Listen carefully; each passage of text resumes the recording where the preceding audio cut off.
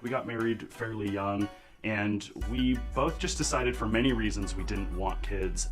And then at some point we heard the acronym DINK, and I think just really fell in love with it. There are more Americans that are deciding not to have children, and it's purposeful. This new trend has led to the rise of a new type of household, more commonly referred to as DINKs, dual income, no kids. Oh yeah, dual income, no kids, that's perfect for us. That's absolutely right. Children are the death of net worth. Pretty crude, but honestly very true. This household configuration of dual income partners living alone without children is on the rise. In 2022, it was around 43% of households, and that's about a 7% increase from a decade previously. In 2022, 43% of Americans surveyed said they'd want to get married, but just a little more than a quarter said they were sure about wanting children. The term DINK is becoming more prominent now because of financial challenges, and they see children as just another financial challenge that maybe they don't want to take on. So what's it like to live with a dual income and no children? And will it be the future of American households? According to a 2023 survey of DINKs, finance played a major role in their decision to not have children. More than a quarter of respondents said they simply aren't able to financially support a child at the moment. When we advise clients about having children, we honestly don't even give them the full real details and the real numbers. It's one of those things, if you actually see the math of it all, it might make you decide to not have children. It costs the family an estimated $310,605 to raise a child born in 2015 to age 18, adjusted for higher future inflation. And that doesn't even include the cost of college. So if you look at inflation within the child care market, it surpasses general overall inflation within the economy. Some couples are contemplating having children at the same time that they're still paying off student loans that they incurred when they were 18 to 22 years old. One of my very closest friends, she's been struggling with the reality that the take-home pay she makes is about equal to what childcare would be. That's a really hard position to be in. Seeing our friends really struggle with that balancing act has, I think, made me appreciate the flexibility that we have financially because we don't have children. Besides saving on childcare, DINKs can also fully reap the benefits of combining their finances. To look at both of our incomes coming in and see how we're able to handle all of that because we don't have extra finances with a child, it's much more comfortable. We get to focus more on the things that we want to do and saving a lot of that money for the future and worry less about the day-to-day finances of the house and our bills. Money isn't the only expense that DINKs can save on. The free time is actually one of the biggest things for me. So we built me a little office/bedroom out here. We definitely have some more expensive hobbies. I build mechanical keyboards, like computer keyboards, in my spare time, and just parts and stuff for that can be very expensive. Not having children has given us the freedom to pursue other things, remodeling our home. I am a beekeeper. I'm really handy and I like doing stuff around the house. I wouldn't have the time to just do that after work if I feel like it, if I had, a child to care for. Fewer expenses leave DINKs with more disposable income to play with. Disposable income is power, it's stability, and for many couples, it's security. The security that having 6 months of income saved for emergencies gives you, that security was so helpful to us during COVID when I was out of work for 6 months. Let's have like a smaller tractor style next year. We're gonna get a zero. We have more tolerance for chaos, I think, because of our savings. Our new savings goal, which is like our shoot for the stars and hit the moon kind of, is saving $4,000 a month. According to census data, DINKs can save 9% more for retirement each year compared to dual income couples with children. Another 2021 study found that childless adults aged 55 and older had a personal median net worth of $153,900.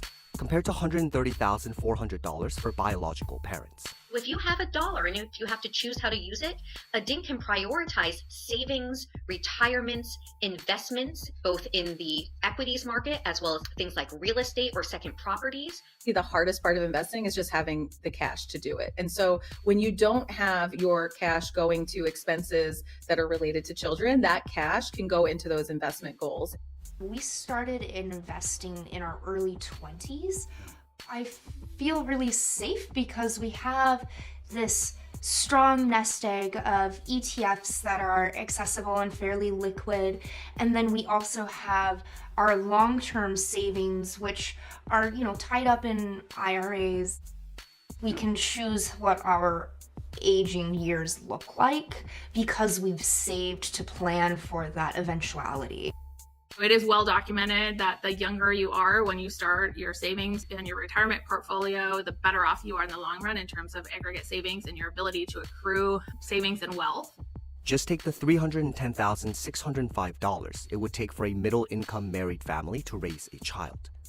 While child expenses can vary significantly by age and location, that could easily represent more than $15,000 in otherwise investable funds per year. Consider the power of annually compounding interest, and that $15,000 per year can grow to more than $500,000 in just 18 years, assuming 7% annual returns. This nest egg could also help dinks secure more assets for themselves. Dual earner adults living together who both have jobs and have been saving are really able to put a hefty or relatively large down payment on a home, which then reduces their monthly mortgage and has all of these other benefits. You're paying less interest over the long run. I was fortunate enough to have a good little nest egg gifted to me by my grandparents, and that helped us buy our first house. But then from there, living in that house, living in a place with a lower cost of living like Utah, having dual income helped us build all this savings so that when we sold that home and moved to Massachusetts, we had an even larger nest egg that allowed us to buy a more expensive home in a higher cost of living area. I'm not totally sure where we would be if we had a child as well. That extends beyond just purchasing a home. There are lots of big item, big ticket investments that we tend to make earlier on in adulthood. To the extent that we can pay as much of it as possible up front, that does have a rippling benefit for us as we age. But the rise of dinks isn't such great news for the economy as a whole. Historically, lower birth rates have been associated with slower economic growth, and critical social programs such as Social Security depend heavily on population growth. We shouldn't strive to have a generation of young adults that are not reproducing. That would not be healthy for society. It wouldn't be healthy for the economy. It wouldn't be healthy for us as we age. So there are a lot of reasons why we do want to take investments in the next generation seriously. For dinks, the biggest challenges are often not financial. And I think we freaked a lot of people out when we were just a young married couple, and that was all. There was no baby afterwards. I had family members asking if something was wrong because it's been 5 years of a young, healthy couple not producing a child. I think that there is a self-care aspect that is minimized when you're a dink. So there are many mom groups or, daddy-daughter dances. There aren't groups for, hey, I'm a professional woman and I just want to go home and read a book and take care of myself tonight. I think on the other side of that, there can be times where in certain circumstances and circles, it's harder to make friends. There is also the potential for more financial responsibility from other family members. There could be additional pressure as dinks get older for people within their family to assume that they can take care of certain obligations. For example, if you have an aging parent, dinks might be the ones that are relied upon because it's presumed you have disposable income or you have disposable time to take on these responsibilities. According to experts, the number one advice for dinks is to prioritize savings and figure out clear goals for the future. If anybody is considering becoming a dink, as a financial planner, I highly recommend that strategy. I recommend it to my clients. When my clients tell me that's an intentional choice they're going to make, I am a big fan of it. With that disposable income, make a budget. How do you want to spend it? Make sure you put aside some money for fun, but also make sure you put aside some money for investments, and they can be traditional or non-traditional investments, and then revisit it annually to make sure it still makes sense. I think if you are considering not having children in your life, make sure your partner's on the same page as you and that you have confidence in that value in isolation without your partner too. Yeah. Don't go into the dink lifestyle just like, I don't have kids, so I just have more money and can do whatever. It still takes the work of like planning for your future, putting money away. If you're not gonna have kids, make sure you still save money for your future, because the world is a weird place right now, and who knows what it's gonna be like in another 30, 40 years when we go to retire.